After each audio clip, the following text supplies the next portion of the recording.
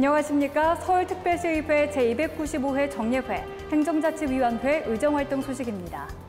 앞으로는 주민자치 프로그램이 강화되고 주민자치회가 활성화될 전망입니다. 주민자치와 참여 욕구가 점차 증대되는 상황에서 이에 대한 행정적, 재정적 지원이 이뤄지게 된 건데요. 지역 내 주요 현안을 직접 발굴하고 문제를 해결해 나가는 데 촉매제 역할을 할 수 있기를 기대합니다. 제295회 서울특별시의회 정례회 행정자치위원회의 의정활동 소식 지금부터 시작하겠습니다. 행정자치위원회가 제295회 정례회에서 소관부서에 대한 각종 현안을 처리했습니다. 행정자치위원회는 6월 10일부터 6월 30일까지 21일간의 일정으로 열린 제295회 정례회에서 추경 예산안과 결산 승인안을 심사하는 한편 각종 안건을 심의했습니다.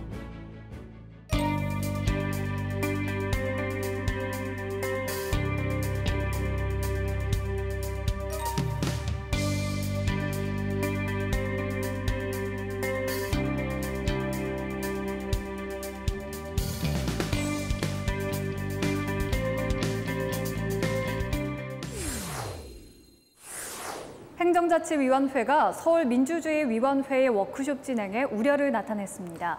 코로나19 상황에서 가능하다면 온라인으로 진행할 수 있는 방안을 다시 검토해달라는 지적인데요. 이 밖에도 어떤 논의가 이뤄졌는지 계속해서 행정자치위원회의 의정활동 소식 살펴보겠습니다. 행정자치위원회가 마을 활력소의 예산 낭비 가능성을 지적했습니다. 행정자치위원회는 6월 17일 열린 강북구 거점형 마을 활력소 건립 동의안 심사에서 마을 활력소 사업에 대한 실태 조사가 이루어지지 않고 있다는 점과 함께 성과 확인 없는 사업 확장이 예산 낭비로 이어질 수 있다고 지적했습니다. 현재 이용하시는 분들이 어떤 분들이 이용하고 계시고 또 그 이용 객수는 얼마나 되고 뭐 이런 것들이 나와야 되지 않을까요? 왜냐하면 지금 예산이 수반돼서 가는데 어떤 성과 없이 계속 거점만 늘려간다는 것은 예산을 낭비하는 그런 결과를 초래할 수 있기 때문에 공간 운영이 제대로 이루어지지 않고 있다는 지적도 이어졌습니다. 한 층당 실제로 사용할 수 있는 공간이 20평밖에 안 돼요. 여기에 주민이용시설과 업무시설을 같이 넣으세요. 그러면 뭐 10평, 10평씩 나눈다고 치죠.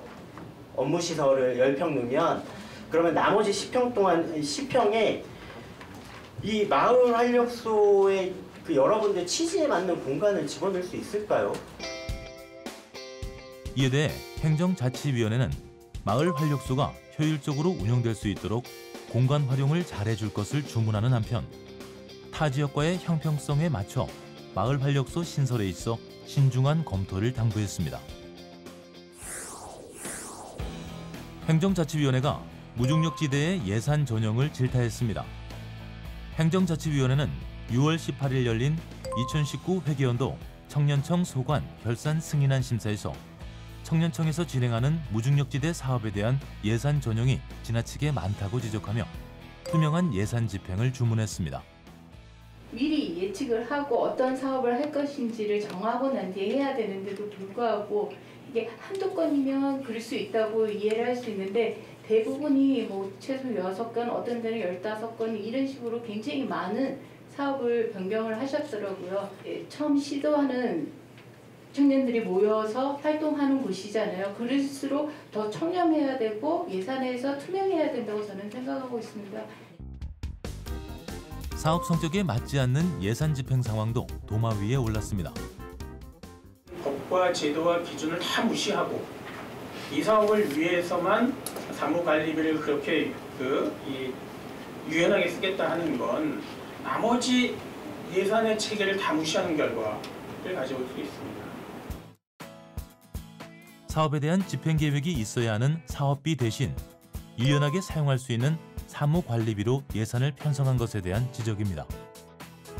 이에 대해 행정자치위원회는 사업 내용과 규모에 맞도록 치밀한 분석을 통한 현실성 있는 예산 편성을 당부했습니다. 최근 시민들이 삶의 주체를 넘어 사회의 주체가 돼 더 나은 미래를 위해 목소리를 내는 경우가 많습니다. 이런 적극적인 시민들이 공동의 조성자가 돼 일상의 혁신을 만들어가는 사회 혁신 플랫폼이 있는데요. 바로 서울혁신파크입니다. 서울혁신파크를 운영하는 서울혁신센터의 위탁기간 만료에 따라 재위탁을 추진하기 위한 민간위탁 동의안이 가결됐습니다. 시민 리포터가 자세한 내용 알아봤습니다. 함께 보시죠.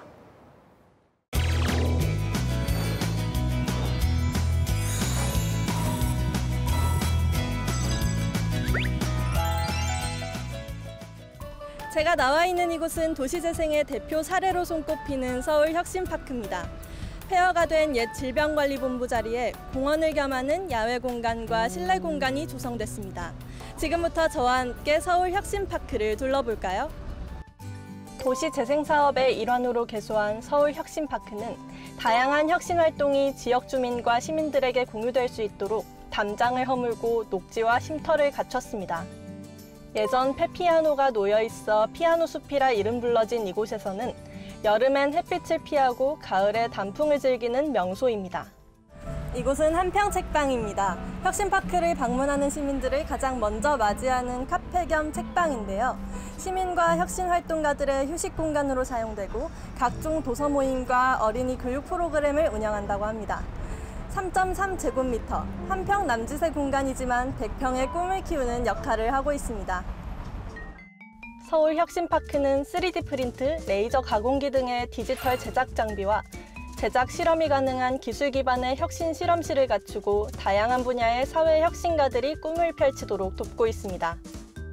서울혁신파크는 2015년도에 문을 열었고요. 지속가능한 세상을 위해서 사회가 직면한 다양한 문제들을 시민과 혁신가가 공동으로 풀어가는 사회혁신 플랫폼입니다. 또 서울혁신파크의 입주단체들은 정기적으로 모여 자신들의 활동을 공유하고 제품에 대해 논의하는 시간을 가지고 있습니다. 내부에 인적인 인프라가 굉장히 많다는 것들이죠.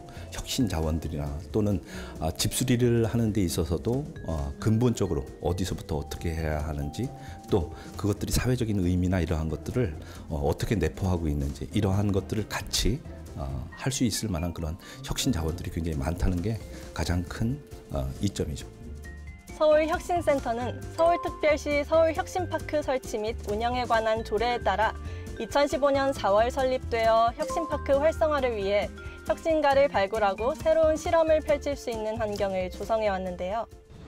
서울혁신파크 운영 위탁기간이 만료됨에 따라 서울시 의회의 동의를 받고자 서울특별시 서울혁신센터 운영 민간위탁 동의안이 상정됐고 제295회 정례회에서 가결됐습니다.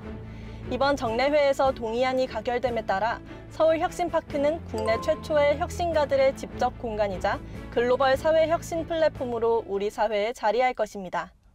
서울시의회에서 민간위탁 동의안을 만장일치로 통과시켜 주신 만큼 시민과 의회의 기대에 부응하고 지속가능한 사회를 위한 글로벌 혁신기지로서, 그리고 21세기 집현전으로서 역할에 최선의 노력을 다하겠습니다. 때론 엉뚱해 보일 수 있는 새로운 발상과 창의적인 생각이 사회 문제를 해결하고 나아가 사회를 바꿉니다.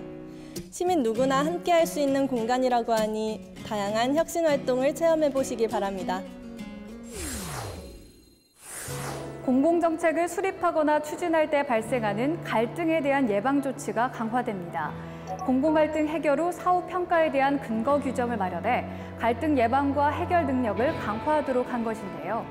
철저한 사후 점검을 통해 갈등의 원인을 근본적으로 해소하는 데 도움이 되기를 기대하겠습니다.